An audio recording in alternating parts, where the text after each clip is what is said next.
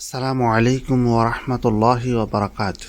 বন্ধুগণ, আমি শাকাওয়াত আল রাওয়াবি বিডি থেকে আজকে আপনাদের সাথে ছোট্ট একটা কাজের অভিজ্ঞতা শেয়ার করি।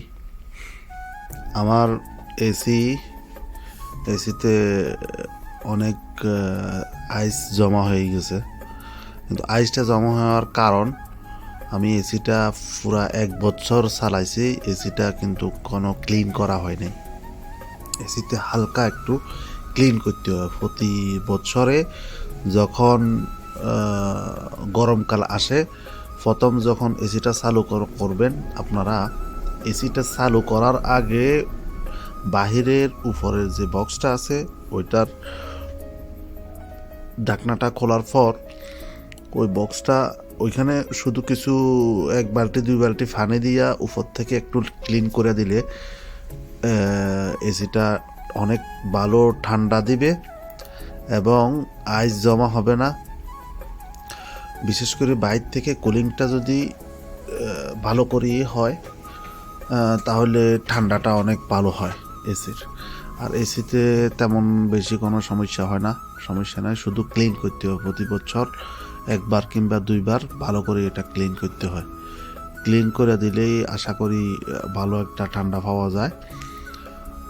এটা হলো আমার ফুলের যেই ফ্রিজ আছে ওইটার এসি।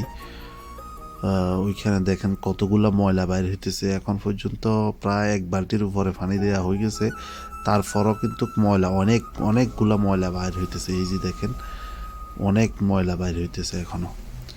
তো আসলে এই এসিতে বেশি কোনো সমস্যা নাই, শুধু ওই যে ময়লাগুলা ক্লিন করতে হয়।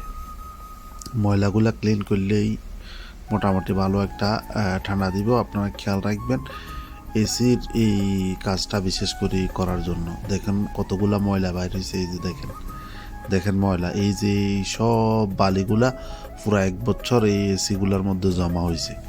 জমা হওয়ার কারণে সে কারণে ঠান্ডাও তেমন একটা আসে না এবং কি ভিতরে বরফ জমা হয়ে গেছে। এটা আরেকটা এসি,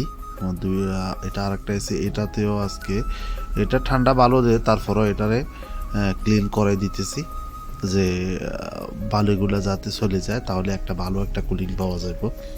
তো আশা করি আপনারা বুঝতে পারতেছেন যে এসিতে আসলে বেশি কিছু করতে হয় না, শুধু সার্ভিসিংটা বছরে 1 বার ভালো করে সার্ভিসিংটা করতে হয়। ধন্যবাদ। আসসালামু আলাইকুম।